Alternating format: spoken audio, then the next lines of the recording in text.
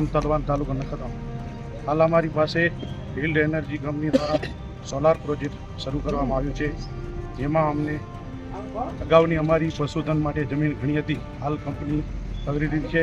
અમને અમારા પશુઓ માટે ચરિયાણની જમીન નથી, અને બીજું અમારા ઘરોની નજીક સાવ સોલાર પ્રોજેક્ટ આવી ગયો છે। તો અમે સરકારને વિનંતી કરીએ, અને વિકાસથી અમને કોઈ વાંધો નથી, પણ વિકાસ એવું થવું જોઈએ જે કુદરતી વિકાસ છે એને બગાડવું ન જોઈએ, એવી અમારી માંગ। 11 ગામ ટોટલ બધા તમારી સાથે છે કે બધા અલગ અલગ બધા છે? આપણે બધા ગામો આપણી સાથે છે અને બધાને તકલીફ છે। મારું નામ અયુબ તુરપિયા જત, રહેવાસી લૈયારી, પંચાયત ફુલાઈ। હવે અમારું આ જે કંપની આવી છે એ કંપની સામે વિકાસ થાય એમાં વાંધો નથી, આ વિનાશ થાય છે, જેમાં અમારો નથી રોડ રસ્તો નથી, અમારી ગૌચરની કોઈ જગ્યા કે આ ગૌચર તમારી બાકી મૂકી છે અને આ ચરિયાણા માટે મૂકી છે, અને અમારા જે તળાવો છે તો તળાવો કોઈ મૂક્યા નથી, કબ્રસ્તાન આવી જાય છે, અને ગામ આવી જાય છે, ગામની બાજુમાં 50-100 મીટર ઉપર આવે છે, તો એમાં અમને ઘણી તકલીફ પડે છે। એટલા માટે અમે આજે કલેક્ટર સાહેબને આવેદનપત્ર દેવા આવ્યા છીએ।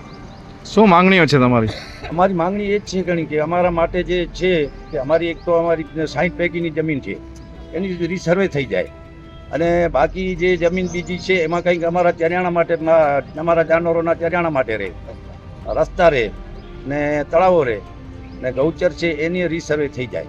અત્યારે શું કામ ચાલુ છે કે બંધ છે? અત્યારે કામ ચાલુ જ છે, ઘણી અત્યારે ચાલુ જ છે। તો હવે બીજા ગામો બધા કામો કરે છે કે નથી કરતા? કેવી રીતે છે? ગામના લોકો કામ કરે છે? ના, ગામના લોકો ક્યાં કામ કરે છે? ગામના લોકોને તો આપતા નથી, બહારના લોકોને લઈ આવે છે, એને કામ આપે છે।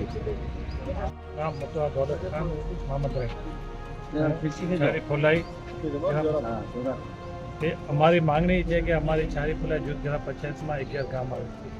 11 ગામો અમારો માલધારી છે, આખો વિસ્તાર અને માલ ઉપર નિર્ભર છે, બધું અમારું પશુધન ઉપર જ છે। હાલમાં જે કંપની આવી છે એ કોઈએ ગામ સાથે મંત્રણા નથી કરી, કોઈ સાથે આવી નથી, બેઠક નથી કરી, અને અમારા જે પશુધન છે એના રસ્તા છે, પછી કબ્રસ્તાન છે, અમુક ધાર્મિક સ્થળો છે, અમુક રાજાશાહીથી જે અનામત રાખેલી જમીનો હતી માલધારી માટે, માલ માટે, એ જમીનો લઈ લીધી।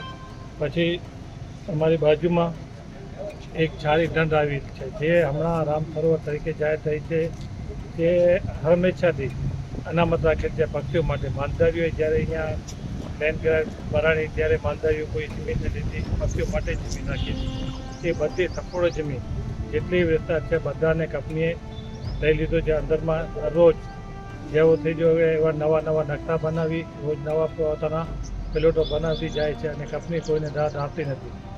એ અમારી રજૂઆત છે। એ હમણાં આજે અમે બધા 11 ગામના ગ્રામજનો સાથે મળી કલેક્ટર સાહેબને આવેદનપત્ર આપવા આવ્યા છીએ।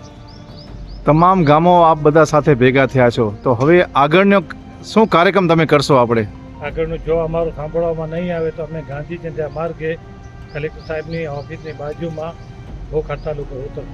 મુખ્ય તમારી શું માંગણીઓ છે? આપણે અમારી માંગણી એ છે કે અમારું જે પશુધન છે એનું ચરિયાણ મૂકવામાં આવે, ગૌચર છે એના રસ્તા મૂકવામાં આવે। જે ડુંગર વિસ્તાર છે, જે વરસાદની સિઝનમાં અમારો વિસ્તાર જે છે 2 વિભાગમાં વહેંચાયેલું છે, જેમાં 8 થી 10 ડેમોના ઓગરનું પાણી આવે છે, જે ઓગરના લીધે વરસાદની સિઝનમાં ઓગસ્ટથી લઈને જાન્યુઆરી સુધી ડુંગરાળ વિસ્તારમાં અમારો માલ ચરિયાણ કરે છે, કે અમારા માલધારી પોતાના બહાર બચ્ચા લઈને ત્યાં જ રહેણા કરે, એ જે આખો વિસ્તાર લઈ લીધો છે।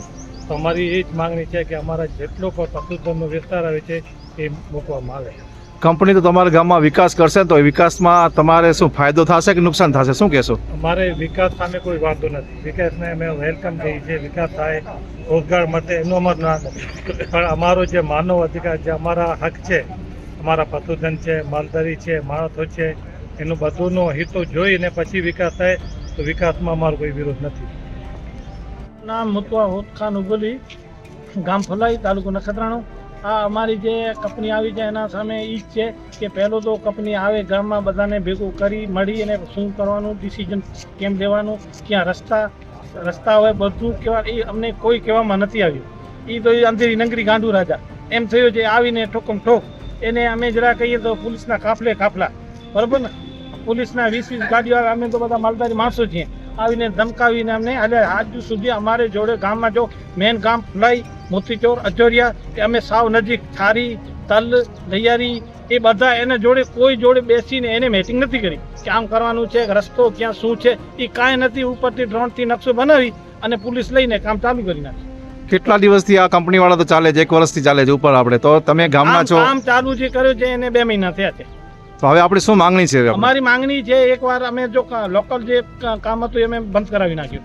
હવે એ આવી અમારે સામે બેસી જે અમારે આગળ પાછળ કરવું હોય, રસ્તા છે અને ગામનું છે, રસ્તો જમીનનું છે, ગૌચરનું છે, ખેતરોનું છે, એ બધા રસ્તા ક્લિયર કરે. પછી અમે બેસી જો ગામથી થોડી દૂર કરે, પછી અમે એને બધું નકશો બેસીને સાથે મળીને કરશે. હળી મળી તો બધું થઈ જશે. વિકાસ જોડે અમને કોઈ વાંધો નથી, હળી મળીને થશે, નહીં તો એ નહીં હાલે. અમે અગાઉ આપણી સમિતિ રચવામાં આવી હતી, સાથે કંપની સાથે બેઠક કરવામાં આવી હતી. એવા નિયમો તમારા પાલન કર્યા છે કે નથી કર્યા? શું કહેશો? ભાઈ એ જે સમિતિ બનાવવામાં આવી હતી એ નખત્રાણા બેસી 2-4 માણસો હશે આવા કામ એને બનાવી છે. ગામમાં જે માણસો છે ઓરિજિનલ ત્યાં બેસે છે એની કોઈને ખબર નથી.